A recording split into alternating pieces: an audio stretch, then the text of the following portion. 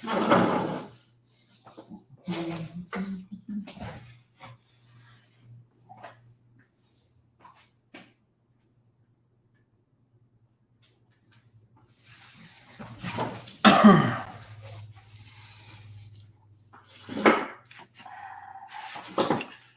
connection sucks. Hold on a second. Connection's okay.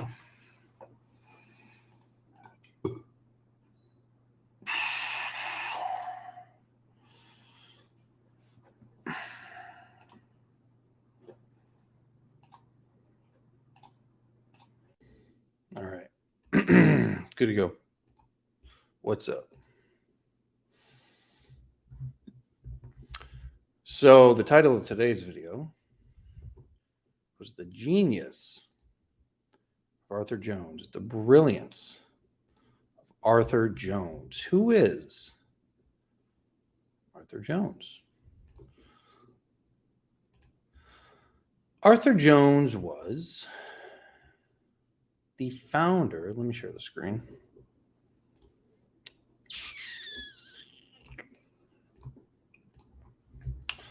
Arthur Jones is this grumpy looking man on the right here. This guy right here. Arthur Jones was a very aggressive, intelligent, no bullshit, motivated, determined, just fucking all around savage. He was also the founder of Nautilus exercise equipment. If you guys have been to a gym, you've used something built by Nautilus. Nautilus is pretty much responsible for the basic design of most modern gym equipment. Even Hammer Strength is a company that is a sister company of Nautilus. So exercise machines came from, basically, exercise machines were popularized by this man. So how did this all happen? Very interesting. The way I read it in some of Dr. Ellington Darden's books, if you guys are interested in high intensity training and you're interested in the history of exercise, bodybuilding, all that stuff, Dr. Ellington Darden has some very, very, very good books. And I've read pretty much all of them. And they kind of go over the story of Arthur Jones. And Arthur Jones loved to work out. He enjoyed exercise. It was very unpopular at the time that Arthur Jones exercised. It was very niche. There's a very small segment of individuals who trained with weights. Believe it or not. It's only within the last 40 years that this became popular, maybe 30. So Arthur Jones believed in weight training, strength training exercise, and he did it quite a bit. And the more he did it, the more flaws he began to find with a lot of the exercises that were available at the time for strength training. The story goes that one day he was doing barbell squats and fell through his floor, proposing an immediate, obvious problem to the barbell squat. This motivated him to find a better way to load your muscles. This is where the machines came in. Arthur Jones thought, first of all, there's got to be a safer way to do this. Plus, what he also noticed was the resistance profiles, or the resistance curves provided by most exercises, did not match the force production or the muscle torque curve of your muscle. For instance, if you're in a fully lengthened position, you're weaker. You're strongest somewhere in the middle, and you kind of get a little bit weaker again towards full contraction or active insufficiency. So he saw this to be a problem too. So he started designing machines just for his own interest to overcome these problems so he could train better.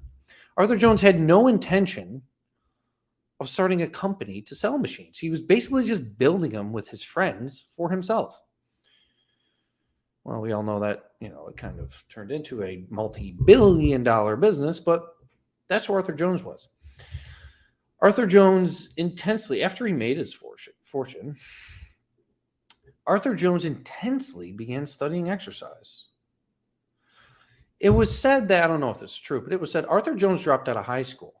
Okay. It was said that his IQ was around 190. Legend has it that everybody in Arthur Jones' family was a doctor, except for him. Legend has it he used to do his siblings' homework when he was in middle school. Like, he was that smart. So as he began studying exercise intensely, he began learning more about it, finding problems with it, and solving those problems.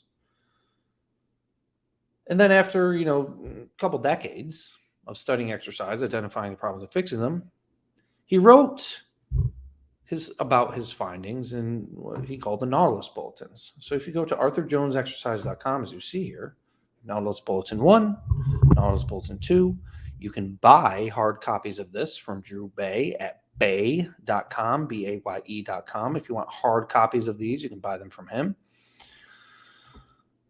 When Arthur Jones first picked up a barbell, he knew there was something inherently wrong. In 1948, he attempted to build the ultimate exercise machine to improve upon the shortcomings he saw in barbell exercises. 20 years later, in building nearly 50 prototypes in nearly 10 different states and 2 continents, he finally built a winner. The rest is history. The winner was something called the Blue Monster. I'll show you that. Jones, a self-taught student of exercise physiology in the meantime, battled malaria, was eaten up by lions, withstood gunshot wounds, and survived many attempts on his life. He triumphed by surviving all this and matching his brilliant engineering by writing the Nautilus Bulletins that have rocked the roots of exercise bodybuilding for the last 40 plus years. So Arthur Jones, he actually spent a lot of time in Africa. I forget what exactly he was doing. Who the fuck knows what he was doing there, honestly? This guy was nuts. But one time he actually took a Boeing 757 airplane and rescued 63, I believe, baby elephants and flew them back and kept them on his estate in, I believe it was Ocala, which is not far from where I live. Arthur Jones had this huge estate in Ocala, which with a private runway. He had all kinds of exotic animals. He had a gorilla. He had obviously a bunch of elephants, crocodiles, alligators. He was into exotic animals. He was into dangerous animals. So that's kind of, he's just a very interesting individual. But he wrote these essays. Nautilus Bulletin 1, Nautilus Bulletin 2. Of course, you can read them here, but if you would like hard copies, baye.com, BAYE.com is where you can get them. And he wrote about all of these phenomena. Most of what he wrote about was correct. Some was incorrect, but very, very little was incorrect. Frequency and extent of exercises, intensity of effort, inducing growth stimulation. Back in the day, nobody really wrote logically about these topics. There were, Muscle Mag and Nautilus articles, like magazine articles, stuff like that. But, these bulletins became famous. I highly, highly, highly, highly recommend, if you guys are interested in exercise, I highly recommend you read these. These were awesome. I read these probably like a decade ago. Man, there was some cool information, but some of them were not precisely correct, but they were I would say 98% of it was correct. So for instance, let's look at one of them. In my VIP group, we've been going through these. I've been reading them to my group and breaking them down. It's kind of a lot to take in sometimes, but let's go over one. This is one that is very popular. Frequency and extent of exercise. In other words, volume and frequency, right? The subjects of this chapter are perhaps the most controversial issues in the field of physical training today. While there is some agreement on the types of exercise that are most effective, there is nothing approaching agreement on the subject of just how much exercise is required for the best results, or how frequently it should be repeated. The old expression, 1,000 different experts and 1,000 different theories. He was saying this back in the 70s. This is kind of how this is now. Is almost literally true in this instance. Oh, it's millions at this point.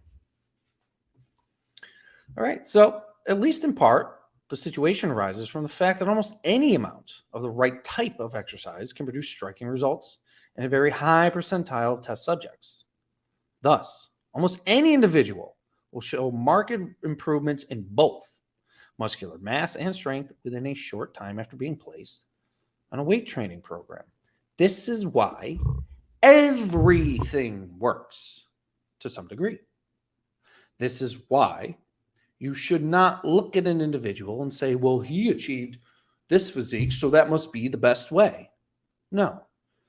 Just because, and Drew Bay says this all the time, just because somebody appears to have achieved some result using some particular method is not proof that they could have achieved the same or even better results using another method more safely and more efficiently. So that's the problem with exercise. Everything works pretty much in the beginning. But what works the best without destroying your joints and wasting your time? That's what we should be after. And this result will be produced in most cases regardless of the actual amount of exercise employed, at least for a while.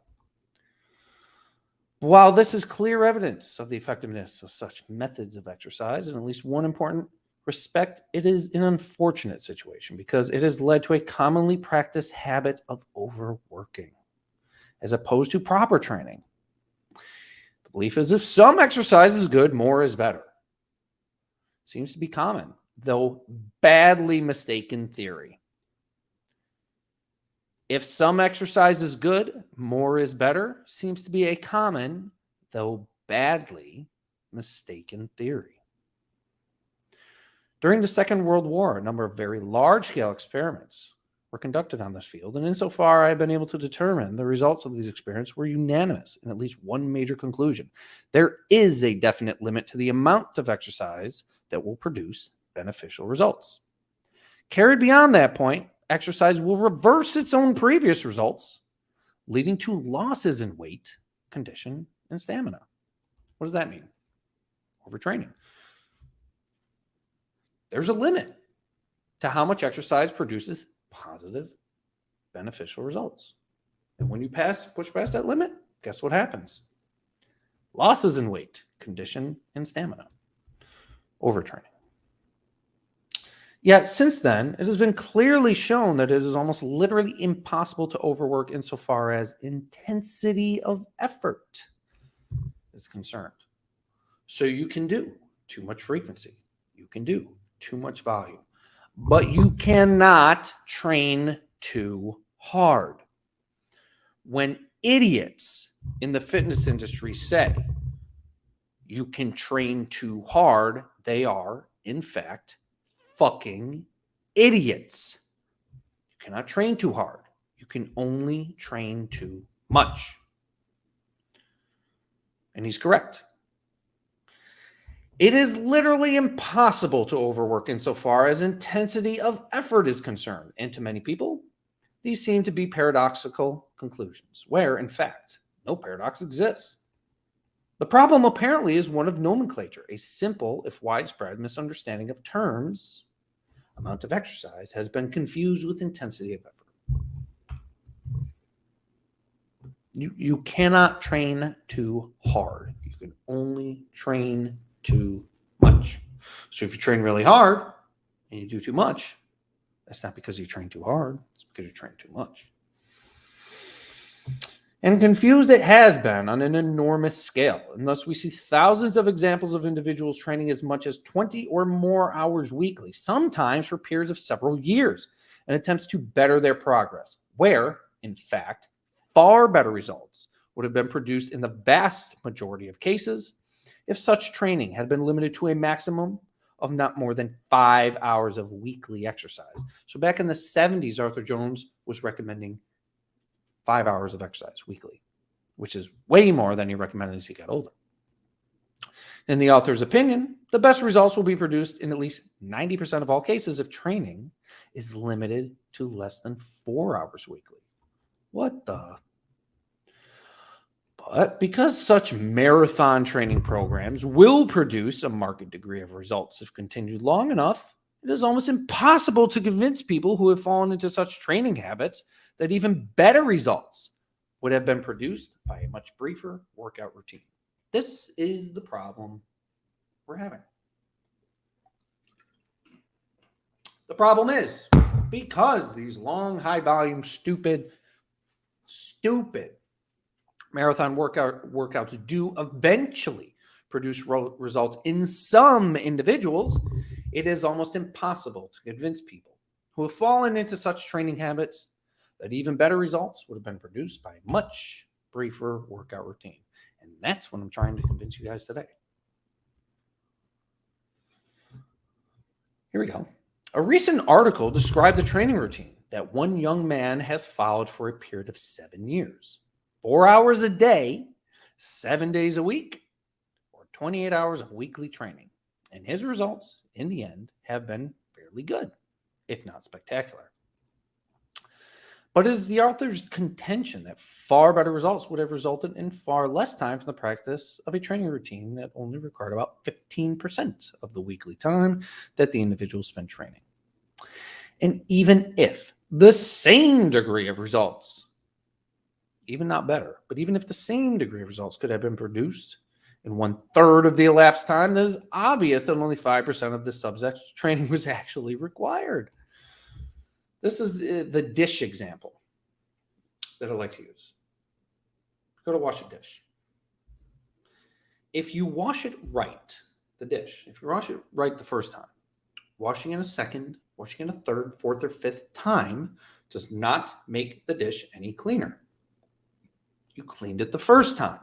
What most people are doing in the gym is the analogical equivalent to washing a dish 5 times just to be sure that it's clean. And it is because when they were taught to do dishes, they were told, well, these dishes get clean and we wash them 5 times. So therefore, you need to wash a dish 5 times to get it clean. Now, this example seems ridiculous because we know that you only need to wash a dish 1 time because we've been taught you only need to wash a dish 1 time. But most gym goers have been taught that you have to do 3 sets, 6 workouts, blah, blah, blah, blah, blah, because it appears to have achieved some result. But if somebody came up to you and said, no, you need to do all your dishes 5 times, you'd look at them like they're fucking crazy. Why? Because you were not conditioned to wash a dish 5 times. But you were conditioned to do 3 sets, multiple exercises, multiple days a week. Sorry.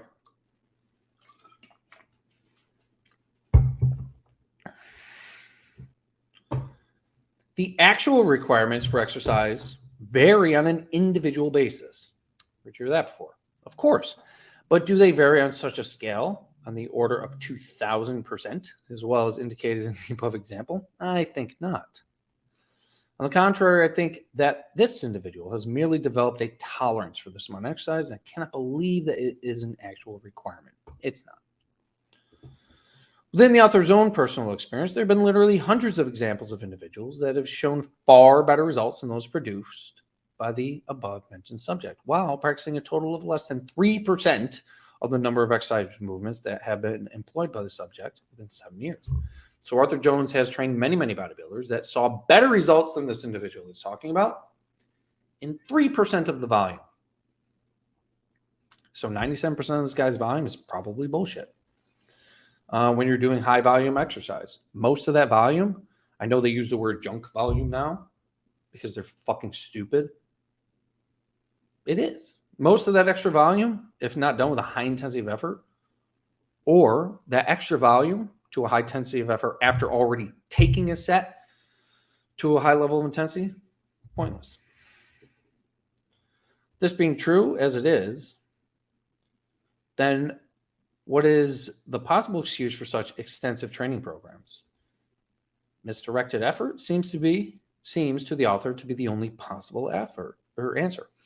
Yet such misdirected effort is being employed on a vast scale in tens of thousands of cases. But what do the results of the research indicate? 20 years ago, in the course of experiments conducted by the author upon his own person, Arthur Jones, the greatest degree of results came from a program limited to 4 hours of weekly training, 3 weekly workouts of exactly 1 hour and 20 minutes each. So back in the 70s, based on Arthur Jones' experiments, the best results came from 3 workouts a week, lasting about 1 hour and 20 minutes each. You actually need less than this. While I'm fully aware that the results produced by one such case are of no real significance, this experience was at least enough to convince me that the then most common practice training programs would be improved if reduced insofar as weekly training time was concerned. This conviction was primarily based upon the fact that I had previously been training more than twice as much, and that my progress had been at a standstill for several weeks. But then, almost immediately after reducing my training by approximately 60%, I started to gain in both size and strength. Most of you guys, if you're training hard, if you've been training for a while and you're training hard and your gains suck, cut the volume in half. He cut it by 60%. Cut the volume in half. Watch your body grow. On a much reduced training program, my progress was far faster than it had ever been previously, and I very quickly reached new levels in both muscular size and strength, levels which I had previously considered impossible for me as an individual. Let's look at Arthur Jones, this old man.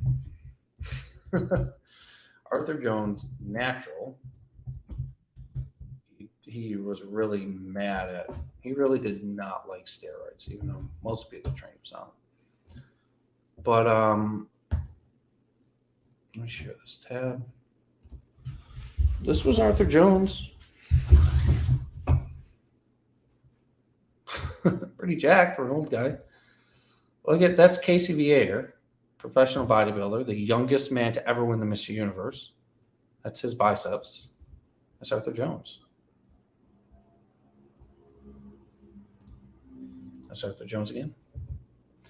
So, for an older dude, not bad. That's Arthur Jones. Bit of a nut. Cool guy, though. Hold on. Let me bring this back.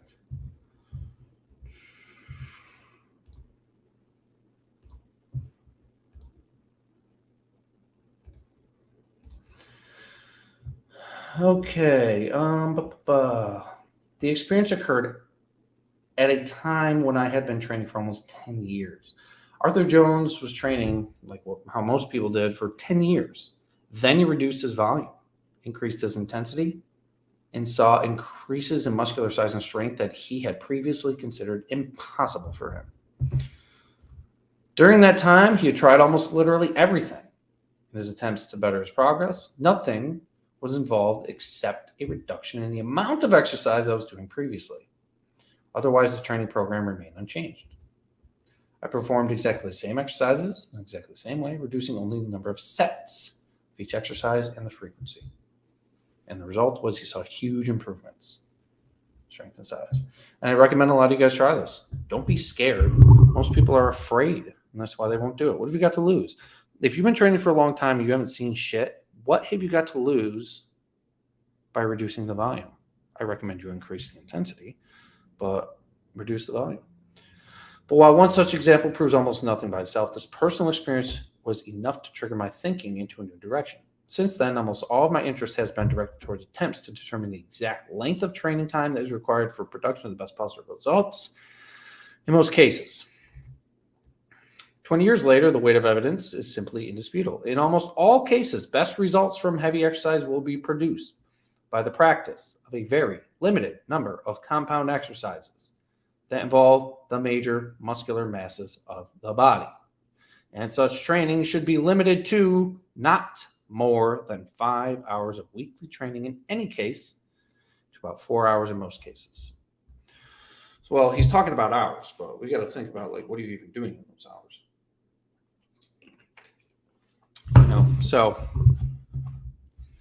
he, Casey Viator was at the point where he was doing 3 45-minute workouts a week. So this is Arthur Jones. This is just one excerpt from his Nautilus Bulletins. Super interesting. I highly recommend you guys check this out. There's tons. He's got tons of articles in magazines.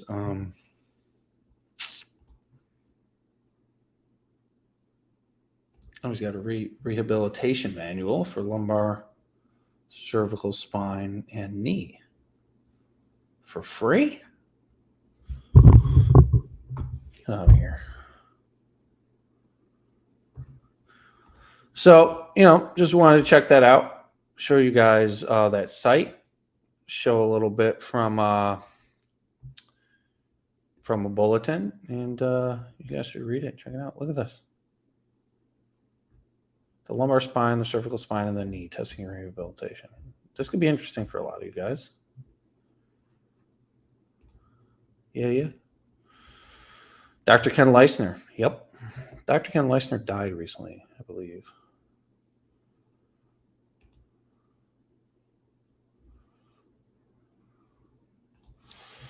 Since Golden Era Assist, I realized I was not recovering enough between workouts, where I was deeply inroading the muscle. Could go to doing deads and squats, however, the intensity and duration was piss poor. Yeah, usually. Let's see, what else we got here? There are some videos of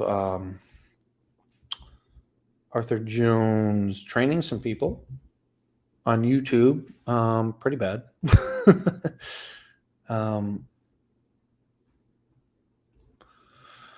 The form is really bad. A lot of these. Let's see. Muscle Training Illustrated magazine. Ultimate Arm Development, Boyer Co. There are so many good articles on this website. If you guys can't find the website, I posted it in the comments. Look at the size of that thing. The Secrets of Ultimate Arm Development by Boyer Co. If you guys do not know who Boyer Co. is, he was a champion bodybuilder. Look at the size of his arms. Jesus Christ.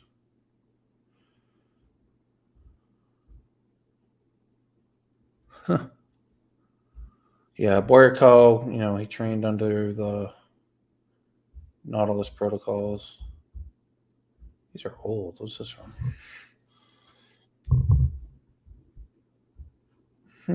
Yeah, there's lots of cool stuff here. So I'm going to do some Q&A for another 20 minutes or so. Just wanted to introduce you guys to that website, arthurjonesexercise.com. I think you guys should scroll through it, check it out.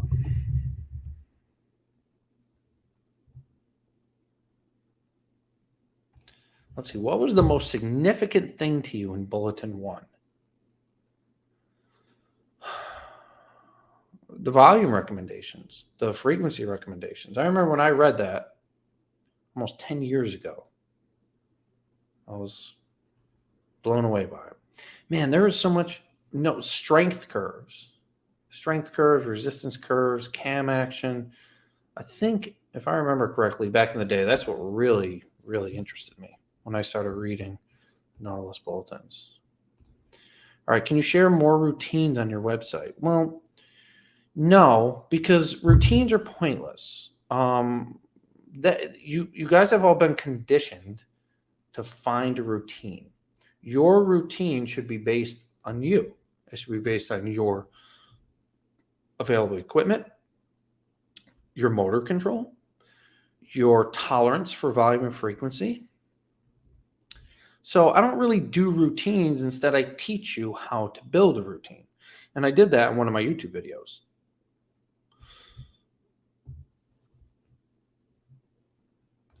Any advice on how to increase the intensity on lower body exercises? Deads and leg press always kill me. Well, in that case, you don't need to increase the intensity. If you are getting crushed on deadlifts and leg press, you're good. You're good. You're good.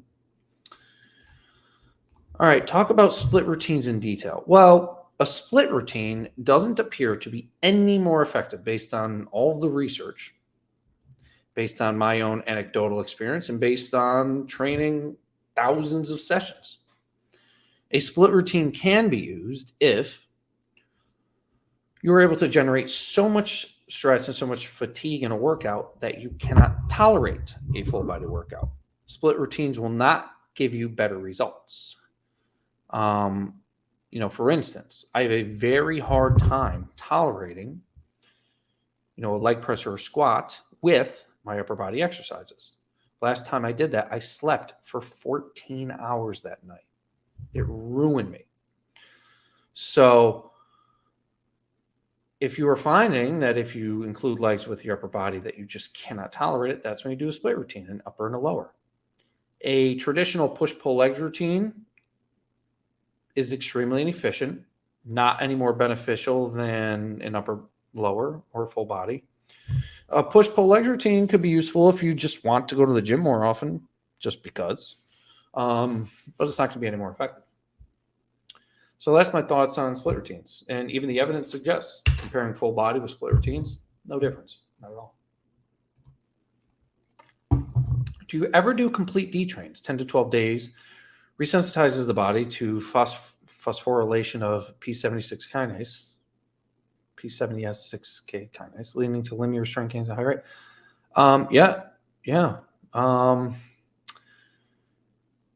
Yeah, all the time, honestly. Sometimes I just don't go back for a while. Sometimes, I just kind of get busy and it'll be 10 to 14 days before I go. I don't do it intentionally. Not a bad idea to do a detrain, a complete detrain. Not a bad idea at all. Most people wouldn't do it because they're probably afraid of losing size and strength, but not a bad idea. What are your thoughts on lunges and split squats? If you have access, you should, in all cases, train both limbs at the same time. You want bilateral movements in all cases, unless there's an injury, unless you're missing a limb, or if you just don't have the equipment. But there's really no reason to do a lunge or really a split squat because you can just choose a better movement that trains both limbs at the same time. Would you recommend starting or ending a workout with legs? All of my clients, I would start them with legs because, they're normal people. They're not exercise enthusiasts. It's like, Susie, 56 years old, mother of three. So she's not going to be pushing herself as hard. She's not going to be training as hard as like an exercise enthusiast. So I would start her with legs. It's preference, really. It's completely preference. I have to do a leg press last, no matter what. It's my last exercise. I would probably go that route, personally. I was using hammer strength machines. Now I switch shims. I'm using Mercy and Life Fitness machines are terrible. Yeah, I know, dude. I don't know. Are you leaving? Yeah, you might be leaving gains on the table, honestly. Go to a different gym. Like Life Fitness, some of these machines are so bad, you're just not inroading your muscles very good. Or there's just a lot of things you're going to have to work around. Can you sub barbell squat for trap bar deadlift? Yeah, but the deadlift is a hip extension movement that you're kind of limited by what you can hold with your hands. That's the downside to the trap bar deadlift or a deadlift. It's a hip extension movement loaded through your grip. The squat is a better option because it is loaded through your back and it's just sitting on your shoulders. The best option is a leg press because it's loaded through your hips and there's no load on your lower back and there's no load to your grip. That's why the leg press is good. Theoretically, yes, you can sub them, but the shortcoming of a deadlift is your grip involvement. You don't necessarily want your grip involved. Is split routine less optimal for cardiovascular conditioning? Probably. Do I know this to be fact? No. Intuitively, I would think probably. I do a split because my whole body workout wipes me out. I'm in my 60s. That is exactly when you want to do a split. Is when you do a full body, you're dead. Sometimes, I can't be sleeping 14 hours a night. I got shit to do. So I gotta, all right, let's see. By 2 weekly workouts, do you mean 2 full body workouts or 1 upper, 1 lower? I mean 2 full body. Let beard grow. I'm letting it grow. Going mountain man mode.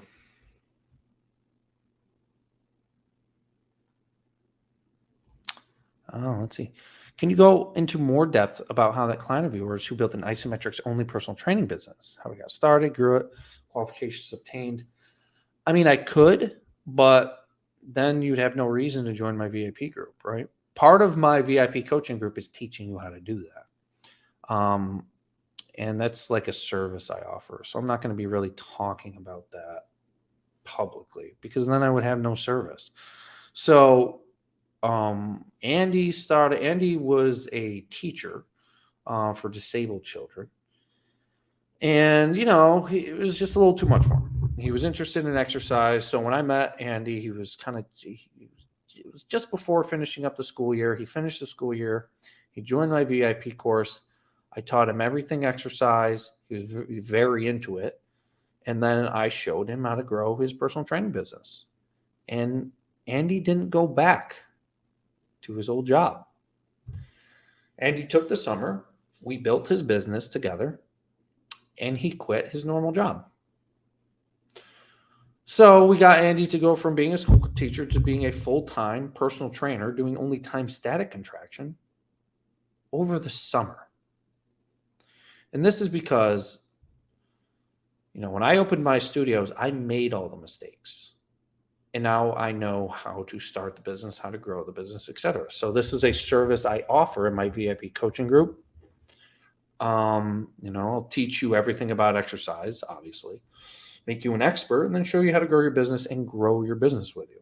So if you're interested in doing that, plus, Andy's got virtual clients too. I think about half he trains in person, half are virtual. And you can become a virtual personal trainer doing static exercise and train people over the damn world. Just sit in your living room. It's funny because I don't think people realize the potential for those kinds of businesses, but Andy will be. Andy will very likely be one of the most popular static exercises instructors within the next 5 years. He'll be all over the fucking place. He'll probably be rich. That's the thing. It's like if you don't know how to do something, just hire somebody who's done it. Hire an expert. And if you want to learn how to do that, grow your personal training business, I've got a few personal trainers in my coaching group right now. Click the link in the description for that 30-minute call. Is there any difference when training a female? My wife wants to start HIIT.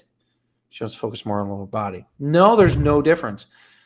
She doesn't need to focus more on anything. She needs to work everything equally and then kind of let the body make its adaptation. Women do not need to train any differently than men. Probably about 60% to 70% of my clients were women, older women, in their 50s. Exactly the same. Exactly. She doesn't need to change anything. Just because she wants her lower body to respond better does not mean she needs to focus on it.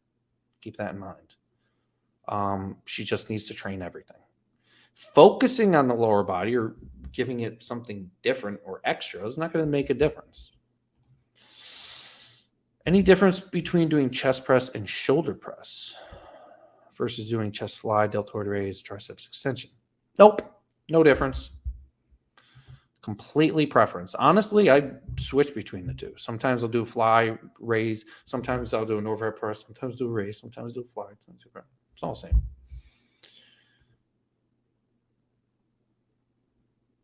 If you're old and trying to move your bed, you'll get injured. Yeah.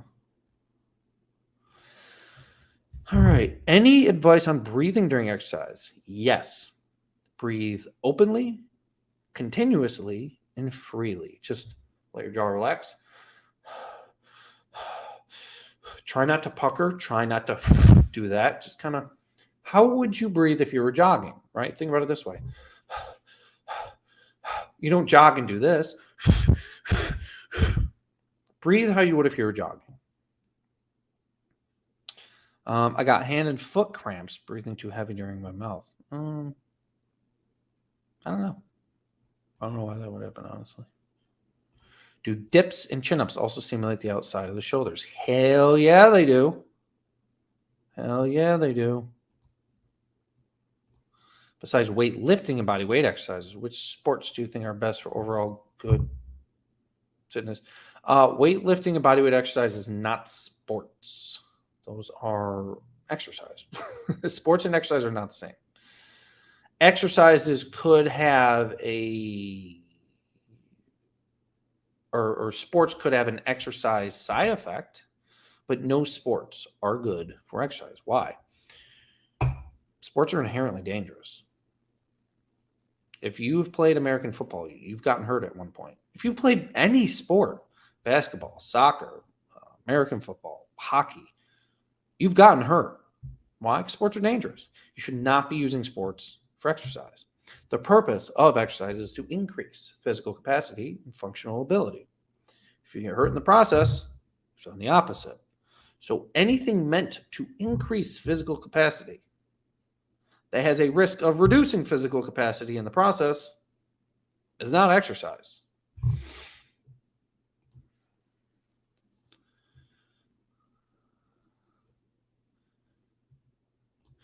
You recently mentioned that hammer strength machines are good, but they don't have the resistance curve like the earlier NOS machines. They do.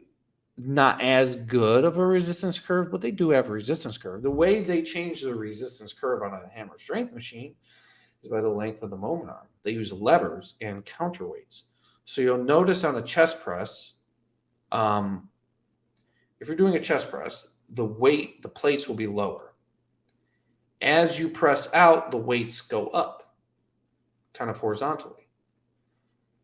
So if the weight is down here and the axis of rotation is here, and I push out in the middle position, the weight's going to be here, the axis of rotation here.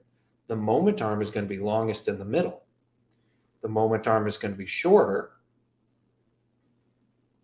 in the extended position. And then if I push all the way up, the moment arm is going to shorten again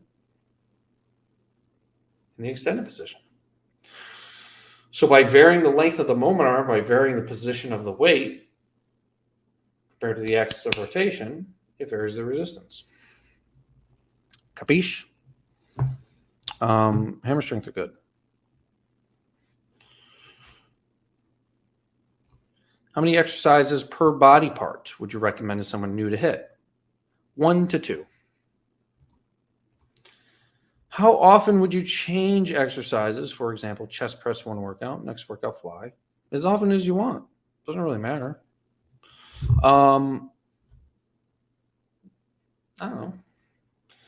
There won't be a significant difference in response. So as often as you want.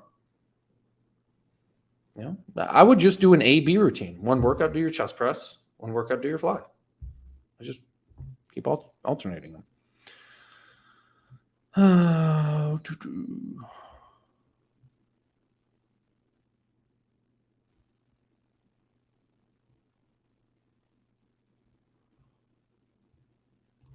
right. Is it safe for the back to go all out?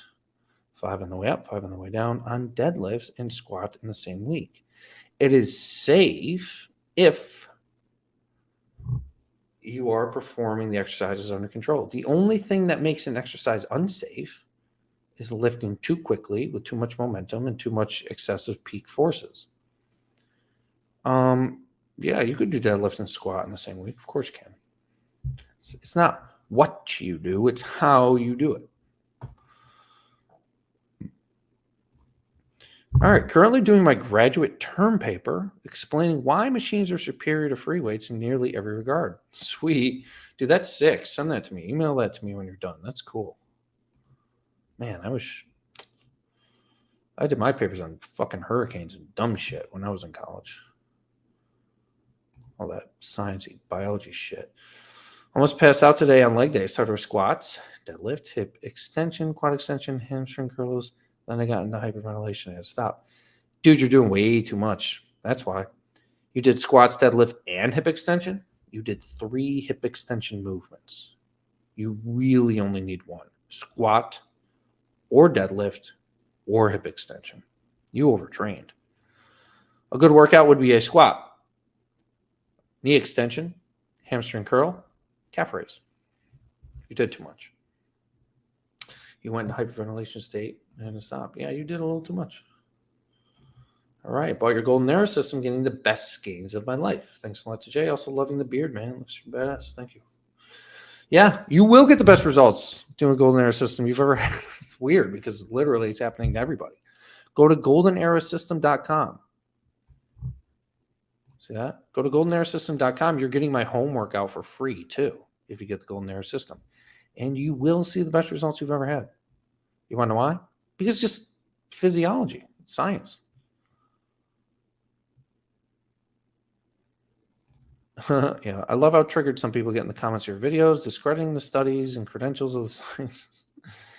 Yeah, I mean, that's the thing. It's like they like the scientists and the studies that support their beliefs. That's what people have been doing this forever. You know, I listened to this radio show and it's all about controversial like subjects, like everything. There'll be people over here and people over here. There's always going to be two sides. So the people in the comments, the reason they're so upset is because deep down they know that I'm right and they can't take it. So they have to say something to justify. It's whatever. Mouth breathing is inferior to nasal breathing. Breathe through your nose, people. See, I don't know about that. I've heard that, but the way I see it is, if mouth breathing was inferior to nasal breathing, why would you instinctively breathe through your mouth when you're running? Why wouldn't you instinctively breathe through your nose if it was superior? You autonomically, without noticing, breathe through your mouth when you're running. So why would your body choose this method autonomically if it's inferior? I don't know about that. I'm going to have to see some evidence. All right. Can you talk briefly about your workout plan frequency? Most people can and should be training twice a week. I train about once every 5 to 8 days, depending on loads of factors: how I feel, how busy I am, how I slept, blah, blah, blah, blah, blah. Is it okay to do full range of motion for pull-ups and chin-ups? Yep. Of course it is. Is it necessary? According to the evidence, no. Hammer strength row machines are terrible, though. No, they're not. They're good. I think hammer strength row machines are awesome. What's terrible about them? I like them. Do you think Jones suggested too high of a frequency?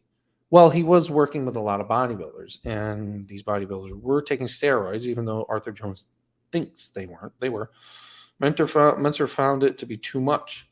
Yeah, I mean, we kind of learned over the years. Yeah, I think Arthur Jones was a little high in his recommendations. Oh, okay. Train the lagging muscle group 1 at the beginning of the week with energy, but knowing that following days you work. 2 at the end of the week. If you have a lagging muscle group, you're better off training it with the most energy in the freshest state. So that way you're able to generate the most intensity of effort, thereby recruit the most motor units and the best stimulus. What's the best advice to use to improve the forearms? The Ivanko gripper is how you're going to want to improve your forearms. I'll show you.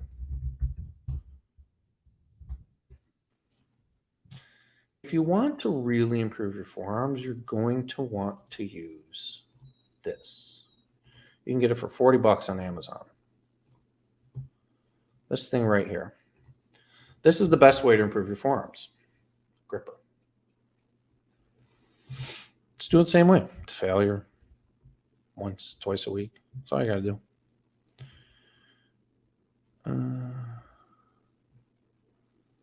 Nose breathing is better for everything except high intensity workouts. That's probably true. Nose breathing calms you down. It lowers your heart rate.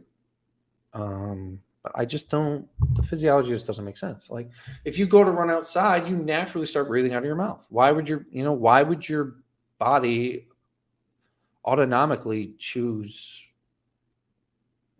a less efficient way to get oxygen in? It just doesn't really make any sense. All right, let's see. All right, the resistance profile of them is just really poor. Falls off when we're stronger, maybe terrible. Yeah, I mean, I don't think the resistance profile is terrible. It's not the best. It should fall off more in the contracted position. But the hammer strength row machine is going to be better than a matrix one. It's going to be better than Life Fitness. So, I mean, pick your poison. I mean, it's definitely not perfect, but it's better than a lot of the other stuff. Nose breathing has some science-backed evidence. However, I think nose breathing or focusing on your breathing is the key. Yeah, I'm going to have to look at that. I don't really understand the nose breathing thing. A lot of people have talked about it, but I don't know. It just doesn't really make any sense to me. But again, I've looked into the nose breathing thing. Zero. Not even a second. So really have no opinion. All right. If nutrition and exercise regimes are on point, but testosterone is still lower, what are your natural ways to increase testosterone? The best natural way to increase testosterone is weight training. Weight training, a good diet, low and refined processed foods, and good sleep. It's the best you can do.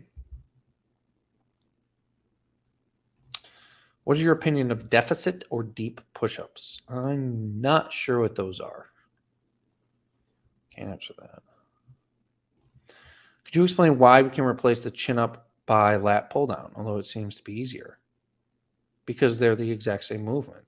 They load the horizontal, posterior pulling muscles. They're exactly the same. Are there any downsides of doing hip belt squats? Not that I can see. Normal squats hurt my back. Yeah, do a hip belt squat or do a leg press. Not really. I like hip belt squats.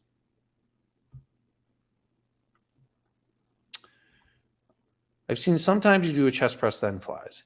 Yeah, I got this from the Mike Mentor heavy duty thing. I just like it. I like doing both. What are you growling at? I don't think the flies, in addition to the chest press, is going to do anything beneficial. I just kind of like doing them both.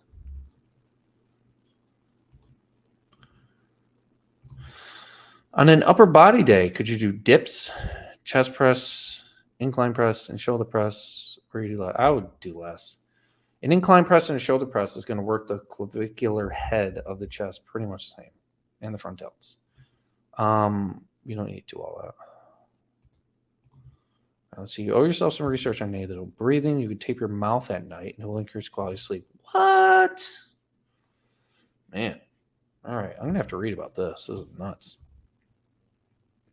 Taping your mouth increased the quality of your sleep. Huh. I have to look that up.